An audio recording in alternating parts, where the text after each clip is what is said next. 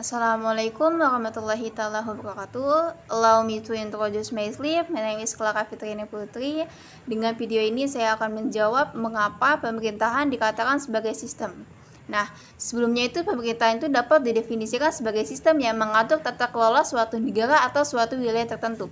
Sistem ini melibatkan semua elemen dan mekanisme yang berperan dalam pengambilan keputusan, pelaksanaan kebijakan, penegakan hukum, dan pelayanan publik yang dalam hal ini pemerintahan dianggap sebagai sistem karena didasarkan pada prinsip-prinsip tertentu yang melibatkan hubungan antara aktor atau aktor dalam dalam struktur kekuasaan politik.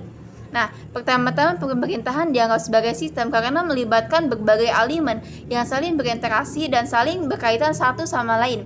Dalam hal ini, dalam sebuah sistem pemerintahan dapat berbagai aktor seperti halnya eksekutif, legislatif, yudikatif, dan birokrasi yang bekerjasama dalam rangka mencapai tujuan yang telah ditentukan. Setiap elemen dalam sistem pemerintahan memiliki peran dan bertanggung jawab masing-masing, namun tetap berhubungan dalam suatu jaringan yang kompleks. Kedua itu, pemerintahan dianggap sistem itu karena terdapat aturan dan prosedur yang mengatur hubungan antara berbagai aktor di dalamnya. Aturan ini mencakup konstitusi, hukum, peraturan, dan kebijakan yang mendasari operasional pemerintahan. Hal ini memastikan adanya keteraturan dan predictabilitas dalam tindakan pemerintahan, sehingga masyarakat juga dapat mengharapkan perlakuan yang konsisten dan adil dari pemerintahan. Nah, selanjutnya itu bergantungan pada aliran informasi yang berjalan di dalamnya. Informasi ini berperan penting dalam proses pengambilan keputusan pemerintahan. Sepertinya itu untuk memantau kinerja yang respon terhadap masalah dan pemerintahan masyarakat.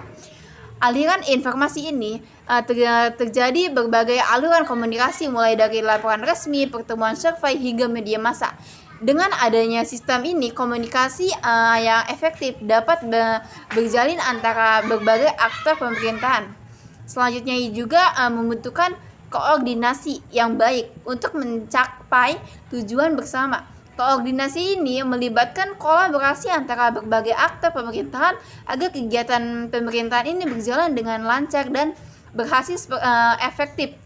Penyelenggaraan koordinasi ini dapat dilakukan berbagai perencanaan yang matang, komunikasi yang terbuka, dan pemerintahan yang terus-menerus.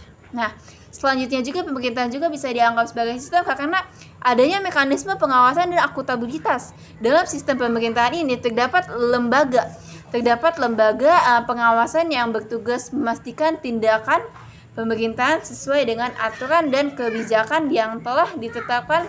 Selain itu juga ada juga mekanisme akuntabilitas di mana pemerintahan harus bertanggung jawab atas tindakan kepada masyarakat. Hal ini dapat memastikan bahwa pemerintahan tetap bertindak transparan dan melayani kepentingan publik. Nah, pemerintahan juga bisa dianggap sebagai sistem karena fokus pada pencapaian tujuan-tujuan yang telah ditentukan. Pemerintahan dapat bekerja dalam rangka mencapai kesejahteraan dan kepentingan masyarakat. Oleh karena itu, sistem harus efisien, efektif, dan responsif terhadap kebutuhan dan aspirasi terhadap masyarakat. Sekian dari saya, terima kasih. Wassalamualaikum warahmatullahi wabarakatuh.